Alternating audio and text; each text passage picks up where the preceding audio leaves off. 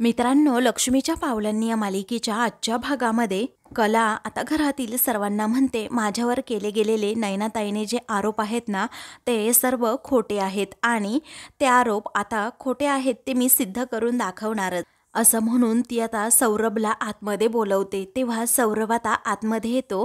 ते पाहून आता नयना, त्याचबरोबर राहुल आणि मग नंतर रोहिणीला खूप मोठा धक्का बसतो. रोहिणी आता हळूच राहुलला विचारते, काय रे, तू तर म्हणाला होता ना की याला गायब केलं आहे म्हणून, अचानक इथे आलाच कसा, असा प्रश्न रागातच ती त्याला करते.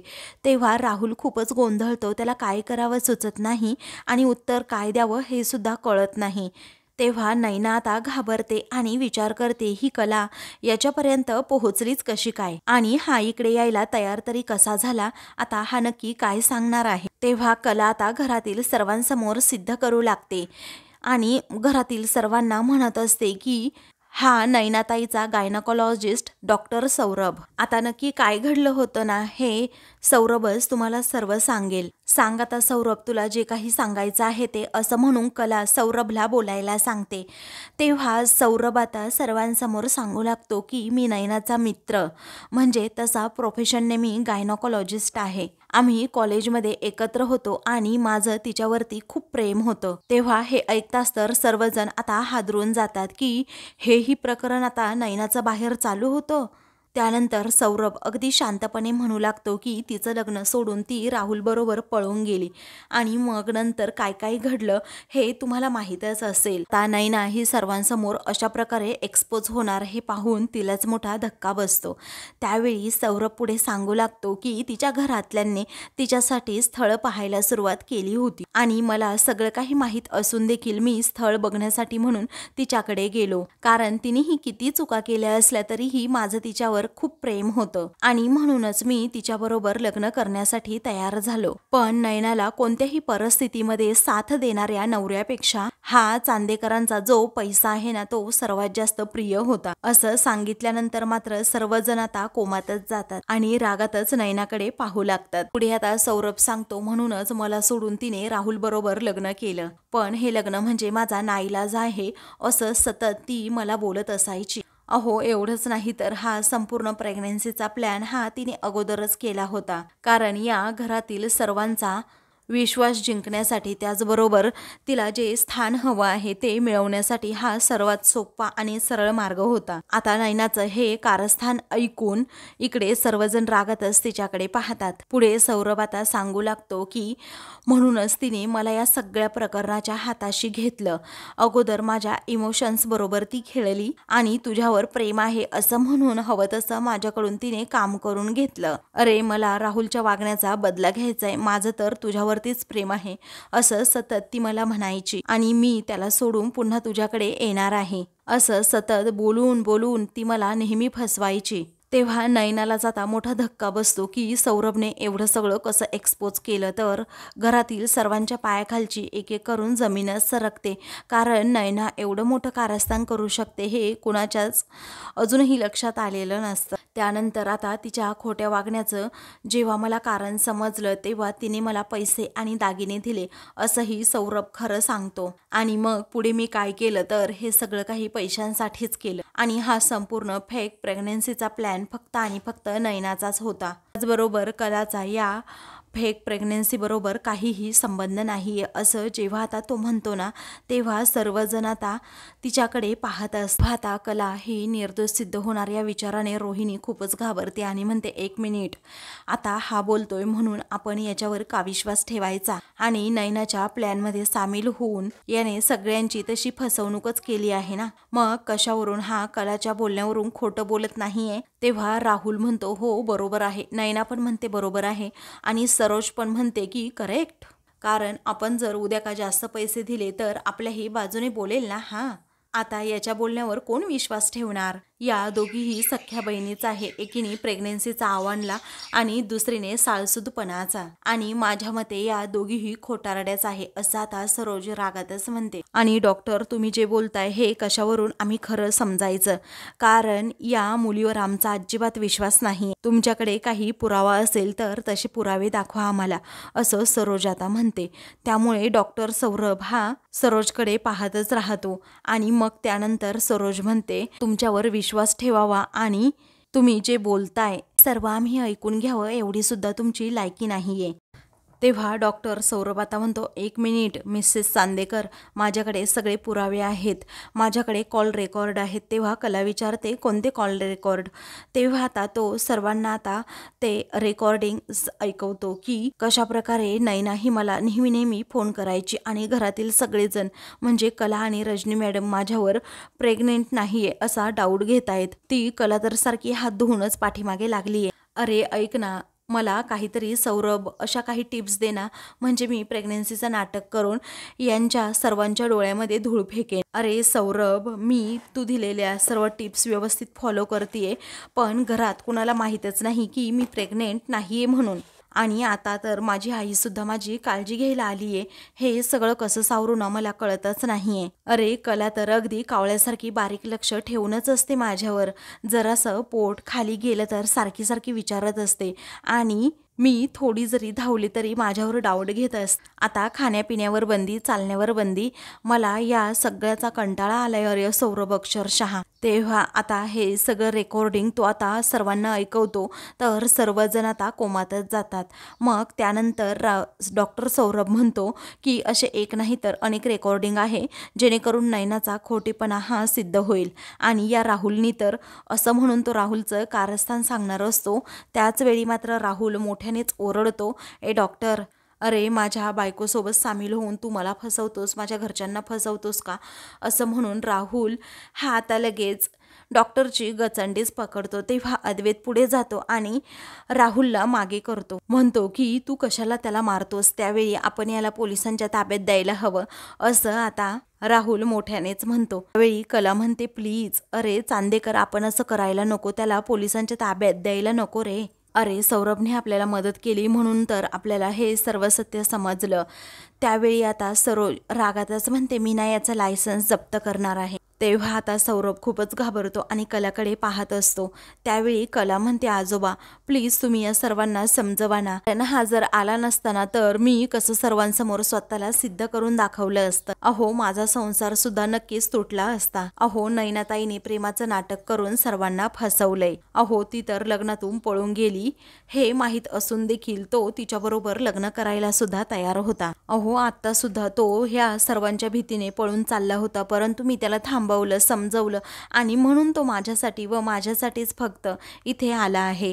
त्यावेळी कला असं तळमळीने सौरभबद्दल सांगत असते की प्लीज याला कोणतीही शिक्षा नको, त्याचं लायसन्स वगैरे जप्त करायला नको. मग आबा म्हणतात, हो बरोबर आहे कला तुझं. अगं सरोज जरा शांत हो, कारण या सगळ्यामध्ये ना फक्त नैनाची चूक आहे. अगं या सौरभचं काय करायचं ते आपण नंतर बघू, कारण आपण अगोदर ना या घराला तरी सावरू. तेव्हा पुढे आता आबा म्हणतात, कला म्हणजे तू या सगळ्याचा हिस्सा नव्हतीच तर? तेव्हा आता कला म्हणते, नाही आजोबा, मी नव्हते या सगळ्याचा हिस्सा, या फसवणुकीचा हिस्सा मी कधीही नव्हते आणि कधीच नसणार. तेव्हा नैनाचं हे कारस्थान सर्वांसमोर उघड झाल्यामुळे नैना आता खूप घाबरते आणि मनातच विचार करू लागते की आता या घरात माझं काय होणार, कसं होणार कसं. तर कला ही आता अद्वैतला म्हणते, चांदेकर हे बघ, आता मी हे काहीही केलेलं नाहीये, मी यामध्ये सामील नव्हते, हे सिद्ध झालंय, पण तुझ्या आणि या घरातील सर्वांच्या विश्वासाला तडा जाणार नाही. या घरची सून म्हणून मी तुला खात्री देतीये. आता अद्वैत हा अभिमानाने तिच्याकडे पाहत असतो. त्यानंतर सरोज म्हणते की ए डॉक्टर, तू आत्ताच्या आत्ता चालता हो आमच्या घरातून, कारण आमच्या घरात उभी राहायची सुद्धा तुझी लायकी नाहीये. तेव्हा सौरभ आता काही न बोलता गपगुमाने तेथून जातो. तेव्हा नैना आता मनातच विचार करते, मला लगेच काहीतरी केलं पाहिजे, नाहीतर माझं काही खरं नाही. तेव्हा आता रागातच नैना ही मोठ्याने ओरडत म्हणते, झालं का तुझं सगळं कारस्थान? अगं तुझ्या मनासारखं झालं असेल ना आता, असं म्हणून ती आबांकडे जाते आणि या संधी साधू त्याचबरोबर खोटारड्या मुलीवर अजिबात तुम्ही विश्वास ठेवू नका असं म्हणते. अहो ही माझ्या जागी म्हणून घरात आली आणि आता माझ्याच डोक्यावर बसण्याचा प्रयत्न करतीये. अहो प्लीज प्लीज तुम्ही समजून घ्या. त्यानंतर आता आबा काहीच ऐकून घेत नाही तर ती लगेच आता सरोजकडे जात म्हणते, सरोज मॉम, हे पहा तुम्हाला माहीत आहे की या घरामध्ये ही कला कशी आहे. ती या घरामध्ये अगदी परफेक्टली तिला कोणी ओळखलं असेल तर त्या फक्त तुम्ही आहात सरोज मॉम. अहो तुम्ही जे सांगता ना ते अगदी खरं आणि प्रॅक्टिकल असतं. आता मलाच सांगा ना या मुलीची या घरात राहण्याची काय लायकी आहे, असं नैना आरडून ओरडून आता सरोजलाच विचारत असते. तेव्हा सरोज मात्र आता रागातच तिच्याकडे पाहते. पुढे आता नैना सांगत असते, मॉम तुम्ही जर आज हिला बेनिफिट ऑफ डाऊट दिला ना तर अख्खं घर पस्तावेल. मी तुम्हाला आत्ताच सांगते, नाही नाही मी आपल्या घरावर हा अन्याय होऊ देणारच नाही. मी आता या कलाला तिची लायकी दाखवून देणारच, असं आता रागातच नैना म्हणते. त्यावेळी एवढं होऊन देखील नैना गप्प बसत नाहीये हे पाहून कला आता रागातच तिला म्हणते, नैना ताई आता तरी गप्प बस. तेव्हा आता नैना रागातच म्हणते, काय शांत बस ग, काय बस काय शांत, एकदम लायकीत राहायचं. तुझं म्हणजे कसं झालंय माहीत आहे का कला, लहानपणी आपण जी बेडकाची गोष्ट ऐकली होती ना त्याला फुगवून फुगवून बैल व्हायचं असतं. पण एक गोष्ट लक्षात ठेव, तो बेडूक सुद्धा फुगून फुगून बैल नाही होऊ शकला. तुझं सुद्धा असंच काहीच झालं आहे, कारण तुला या घरात येऊन ना चांदेकरांची मालकीण व्हायचंय आणि मला नेहमीच डॉमिनेट करायचंय. पण तुझं हे स्वप्न मी कधीही पूर्ण होऊ देणार नाही, असं रागातच ती कलाला धमकी देत म्हणते.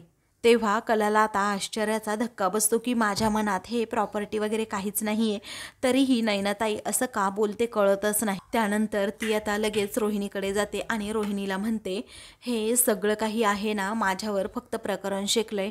अहो तो आवाज माझा नव्हता आणि तो आवाज कसा बदलायचा हे तुम्हाला चांगलंच माहीत आहे, कारण टेक्नॉलॉजीने सगळं काही सहज शक्य होतं आजकाल. त्यावेळी रोहिणी आता जरा घाबरते आणि नैनाकडे पाहू लागते. त्यानंतर नैना ही आता सरोजकडे जात म्हणते, मॉम तुम्ही ऐका ना माझं. अहो या कलाने आणि त्या सौरभने इथे येण्या अगोदर ते रेकॉर्डिंग एडिट केलं असेल. माझ्यावर 100% विश्वास ठेवा तुम्ही आणि मी खात्री देऊन सांगते की हा आवाज माझा नाहीच आहे. ती सरोजच्या पायाजवळ बसते आणि तिला म्हणते की सरोज मॉम माझं ऐका, कलाने हे सगळं माझा काटा काढण्यासाठी केलं आहे. अहो आज सगळं हे ती माझ्याबरोबर करू शकते ना तर हेच सगळं उद्या ती तुमच्याबरोबर सुद्धा करू शकते. अहो ती ना तुम्हाला तुमच्या अद्वैतपासून तोडेल, या घरापासून तोडेल. माझ्यावर विश्वास ठेवा, असा आता नैना नको ते सरोजसमोर बरळत असते. आत्ता या क्षणाचा विचार न करता तुम्ही भविष्याचा विचार करा, असं म्हणून ती सर्वांना तिच्या बोलण्यावर विश्वास ठेवायला सांगत असते. पण सरोज मात्र काहीच बोलत नाही. कलाला तिचा प्रचंड राग येत असतो. त्यानंतर नैना आता लगेच राहुलकडे जाते. तेव्हा राहुल आता तिच्याकडे बघत सुद्धा नाही. ती म्हणू लागते की ऐक ना रे राहुल, अरे जेव्हा तू मला बायकोशी हाक मारतो ना तेव्हा मला ना जगातील सर्वात छान फिलिंग्स येतात. कारण अरे मला असं वाटतं माझं असं या जगामध्ये कुणीतरी आहे आणि तुला सुद्धा तसंच वाटतं ना रे माझ्याबद्दल. अरे तू या सगळ्यांना सांग ना आपण कसे मेड फॉर इच अदर आहोत. अरे राहुल माझ्याकडे एकदा बघ तरी, असं म्हणून ती आता राहुलला बघायला सांगते. तेव्हा आता राहुल हात झिडकारतो. मग आता नैनाचा नाईलाज होतो. तेव्हा ती लगेच आबांकडे जाते आणि त्यांना म्हणते, आबा तुम्ही तर घरातील प्रत्येकाला समजून घेताना आणि प्रत्येक गोष्टीचा खूप शांतपणे विचार करताना. अहो मी सुद्धा या घरची एक सून आहे ना. अहो आबा माझ्यावर अन्याय झाला आहे आणि हा अन्याय फक्त आणि फक्त या कलाने केला आहे. अहो हा सगळा खोटारडेपणा या कलाने केला आहे, त्यामुळे तिला लाथ मारून या घरातून फेकून द्या, असं रागातच आता नैना म्हणत असते. तेव्हा सर्वजण आता रागातच नैनाकडे पाहत असतात, कारण आता एवढं सगळं कारस्थान करून देखील निर्लज्जासारखी आबांकडे या घरात राहू द्या अशी भीक मागतीये, हे सर्वांना आता अजिबात पटत नसतं. तेव्हा कलाला देखील आता नैनाची खूपच चिड येते. त्याचवेळी आबांना आता प्रचंड राग आलेला असतो. तर नैना आता धावतच कलाकडे जाते आणि तिला धक्के मारणार असते, पण आता आबा रागातच म्हणतात, बास बास झाला आता. तेव्हा सर्वजण आता आबांकडे पाहतात आणि आबांना अगदी शांत राहायला सांगतात. तर आता आबांना जरा त्रासच होत असतो. तेव्हा आता रजनी म्हणते, आबा तुम्ही जरा शांत व्हा आणि बसा बरं इथे. त्यावेळी आबा मात्र तेथे बसतात. त्यानंतर सरोज आता रागातच म्हणते की तुझ्या या वागण्यामुळे नाही ना माझ्या आबांना त्रास होतोय. आता माझ्या या घरामध्ये मला अजून गोंधळ नको आहे, निघ अगोदर, असं म्हणून ती आता बाहेरचा रस्ता तिला दाखवत असते. तेव्हा रोहिणी मात्र आता लगेच पुढे येते आणि नयनाच्या सनसन 4-5 कानाखाली मारते. ते पाहून आता घरातील सर्वांना मोठा धक्काच बसतो. तेव्हा सर्वजण आता त्या दोघींकडे पाहतच राहतात. तेव्हा चांदेकरांच्या घरातून आयुष्यातून आता तू कायमचं निघून जायचं आहेस. माझी आणि माझ्या मुलाची ढाल बनून तू या घरात राहत होती, परंतु आता मी तुला राहून देणार नाही. तेव्हा आता रोहिणी रागातच म्हणते, हे बघ, तू माझी आणि माझ्या मुलाची फसवणूक केली आहेस ना, तर आता तुला या घरातून मीच बाहेर काढणार, असं म्हणून आता ती नयनाचा हात पकडते आणि लगेच तिला फरफटतच घराबाहेर घेऊन जाते. तेव्हा मॉम इन लॉ ऐका ना, मॉम इन लॉ ऐका ना, असं आता नयना सारखी म्हणत असते आणि इथे राहू देत अशी विनवणी करत असते. पण आता कुणीही तिचं ऐकायला तयार नसतं. तिच्या मदतीसाठी कुणीही पुढे येत नाही. तिची सख्खी बहीण कला सुद्धा. तर आता तिला धक्के मारून ती रोहिणी घराबाहेर काढतेच. तेव्हा नयना फक्त आणि फक्त स्वतःला वाचवण्यासाठी म्हणत असते की प्लीज असं करू नका. पण राहुल तेथे येतो आणि तिच्या दोन्हीही बॅगा बाहेर फेकूनच देतो. तेव्हा राहुल तू असं काय करतोस रे, असं नयना म्हणते. त्यानंतर आता तिच्या तोंडावर लगेच रोहिणी दार बंद करून घेते आणि म्हणते कोणीही हा दरवाजा उघडायचा नाहीये. तिला तिची जागा आता माहिती असायलाच हवी, समजलं का, असं म्हणून आता ती मोठ्यानेच सर्वांवर ओरडते. सर्वजण एकदम शांत झालेले असतात, कारण तिने तिच्या सुनेलाच घराबाहेर काढलेलं असतं. त्यामुळे मध्ये कोणी काहीही बोलत नसतं. तर मॉम इन लॉ दार उघडा, मॉम इन लॉ दार उघडा, असं सतत नयना मोठ्याने ओरडत असते. तर कलाला आता खूपच वाईट वाटतं, कारण आता तिच्या सख्ख्या बहिणीला बाहेर जावं लागलेलं असतं आणि ते फक्त तिच्या कृत्यामुळे. चांगली वागली असती तर सर्वांनी प्रेमाने तिला घास भरवला असता, परंतु नाही, ती चांगली वागली नाही, त्यामुळेच तिला तिची ही शिक्षा मिळाली, असं मनातच कला म्हणते. त्यानंतर नयना आता मोठ्याने ओरडू लागते की तुम्हाला कसं कळत नाही, ती कला विश्वास ठेवण्यालायक नाहीये. तुम्ही सर्वजण एक दिवस पस्तावाल. ती दरवाजाला जोरात ठोके मारत असते आणि दरवाजा उघडा मॉम इन लॉ, असं म्हणत असते. त्याचवेळी आता नयना ही आपले अश्रू पुसते आणि म्हणते की नयना, वाट लावणार आहे बघ मी या कलाची आता, कारण तू माझी बहीण असली ना तरीही मला काही घेणं देणं नाही. माझ्या जीवावर उठली का तू, मला घराबाहेर काढलंस फक्त तुझ्यामुळे. आता बघतच राहा मी तुझ्या आयुष्यात काय गोंधळ घालते ते, असं नयना जणू शपथच घेते. इकडे आता कला आतमध्ये असते आणि ती आता मनातच विचार करते, आई अंबाबाई, नात्याने जरी माझी नयनाताई ही मोठी बहीण असेल ना, तरीही तिने केलेली चूक ही पूर्णपणे महाभयंकर आहे. माझ्यावर लागलेलं गालबोट पुसून टाकणं आणि घरच्यांच्या आधाराला उभं राहणं हेच माझं आता पहिलं कर्तव्य आहे. आता काय करावं हा प्रश्न कलाला पडलेला असतो. तर बाहेर नयना म्हणते, आता कुठे जाऊ, काय करू मी, असं म्हणून ती स्वतःवरच चिडते. तर आतमध्ये आता राहुल आणि रोहिणी हे दोघेही रूममध्ये निघून जातात. तेव्हा सरोज आता आबांकडे जाते आणि त्यांना म्हणते, आबा, असं म्हणून ती आता त्यांना रूममध्ये घेऊन जाते. त्यावेळी सर्वजण आपापल्या रूममध्ये जातात. तर कला आता मनातच विचार करते, आई अंबाबाई, सर्वांचं रक्षण कर. तेव्हा सर्वांनाच आता त्या गोष्टीचं खूप टेन्शन आलेलं असतं. तर अद्वैत हा कलाकडे पाहतच राहतो, कारण तिने स्वतःला सिद्ध करून दाखवलेलं असतं की मी खोटी नाहीये. दुसरीकडे संगीता मात्र आपल्याच विचारात असते. तेव्हा कलाचे बाबा आता म्हणतात, आजचा हिशोब काही जुळतच नाहीये, पैशाला पैसाच लागत नाहीये. मग आता ते संगीताकडे असं म्हणून पाहतात. तर आता संगीता मात्र खूप टेन्शनमध्ये असते. हे आता असं त्यांना समजतं. त्यावेळी संगीताकडे ते येतात आणि तिला विचारतात, काय ग संगे, कसला विचार करतेस तू? तेव्हा आता आपल्या कलाचं कसं होणार, त्या नयनीने काय घोळ घालून ठेवलाय, असं संगीता म्हणते. मग आता कलाचे बाबा म्हणतात, मोठ्या बहिणीने लहान बहिणीला धीर दिला पाहिजे, आधार दिला पाहिजे, परंतु कलाच्या पायाखालची जमीनच अक्षरशः त्या नयनाने काढून घेतली. या प्रकरणामध्ये उगीच आपल्या कलाला गोवलं गेलं आहे. मला तर खूपच काळजी वाटते, कारण माझ्या कलाचा संसार उद्ध्वस्त होण्याची वेळ आली आहे ग. तेव्हा संगीता आता खूपच गडबडते आणि म्हणते आपण कलाला आता फोन करूया. तेव्हा कलाचे बाबा म्हणतात आपण जर फोन केला आणि प्रकरण चिघळलं तर आपण आता थोडं थांबूया आणि थोडं उशिरानेच कॉल करूया, असं आता कलाचे बाबा संगीताला समजावतात. परंतु संगीता ऐकत नाही, कारण तिचं मन मान्य करायलाच तयार नसतं की माझ्या कलाच्या बाबतीत असं काही व्हायला नको. कारण नैनीने त्या सासरी एवढा मोठा घोळ घातलाय की कुणीही तिला माफ करणं शक्य नाही. मग कलाला सुद्धा तिने दोष दिलाय. आता कला बिचारी स्वतःला कशी निर्दोष सिद्ध करेल हा विचार संगीताच्या मनात असतो. तेव्हा माझा जीव थाऱ्यावर राहणार नाही, मी माझ्या कलाला आत्ताच फोन करणार, असं संगीता हट्टच करते. असं म्हणून ती लगेच आता कलाला फोन करणार असते. तर आता कलाचे बाबा असतात ते आता खूप टेन्शनमध्ये येतात की नक्की तिकडे काय घडलं असेल, त्यांनाही कळत नसतं. दुसरीकडे कला आणि अद्वैत रूममध्ये असतात.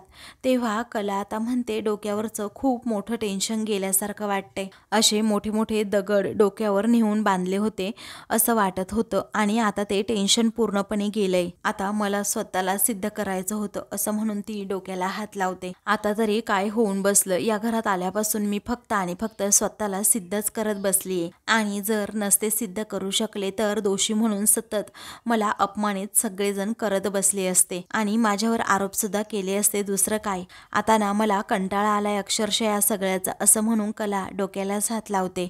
त्यानंतर आता अद्वैतला तिच्याबद्दल वाईट वाटतं आणि म्हणतो खरे तू. त्यावेळी आता लगेच कला पुढे येते आणि म्हणते चांदेकर ऐक ना, अरे मी ना हे सगळं काही फक्त स्वतःशीच बोलत होते, त्यामुळे तू आता गैरसमज करून घेऊ नकोस. मला ना आता आपल्यामध्ये अजिबात वाद नको आहेत, असं ती जेव्हा बडबड करू लागते तेव्हा मात्र तो आता ओठांवर असा बोट ठेवतो आणि तिला काहीही बोलू नकोस असं म्हणतो. तेव्हा कलाही त्याच्याकडे आता पाहतच राहते. आता तिच्या केसांची बट सारखी सारखी पुढे येत असते. तेव्हा अद्वैत हळुवारपणे ती बट मागे करतो.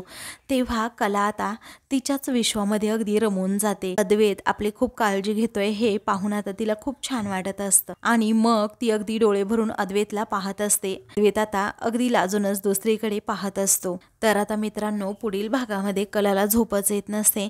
तेव्हा त्या दोघांमध्ये जो पडदा असतो ना, तो अद्वैत जरा बाजूला करतो आणि म्हणतो ये ना लवकर इकडे. मग आता तिच्या डोक्यावर तो आता थापटत अंगाई गात असतो. त्यावेळी कला आता उठते आणि हसत म्हणते की प्लीज हे गाणं म्हणू नकोस ना आता. तेव्हा तो म्हणतो अगं चांगलं गातोय मी. तेव्हा ती म्हणते पण मला नाही येत झोप. त्यावेळी आता अद्वैत चिडतो आणि म्हणतो ज्याचं करावं भलं तो म्हणतो माझंच खरं. तर दुसऱ्या दिवशी आता अद्वैत लवकर कलाच्या अगोदर उठतो आणि त्याने कलाच्या आवडीचा चहासुद्धा मस्त असा बनवून ठेवलेला असतो. तेव्हा तो म्हणतो आजूबाजूला बघ. तेव्हा ती चहा पाहून खूपच खुश होते. ती आता खुश होत विचारते काय रे, हे रजनी काकूंनीच केलंय ना की अंजूने केलंय. मग आता तो म्हणतो अंजूने केलंय. त्यावेळी ती म्हणते अंजूला अगोदर मी थँक्स म्हणून येते हा. तेव्हा अद्वैत तिला अडवत म्हणतो अगं बाई मी केलंय हे सगळं तुझ्यासाठी. तेव्हा कला आता त्याच्याकडे पाहतच राहते. तर अद्वैत आता तिच्याकडे पाहून हसतो. अशाच मालिकेंचे पुढील भाग पाहण्यासाठी चॅनलला सबस्क्राईब करा.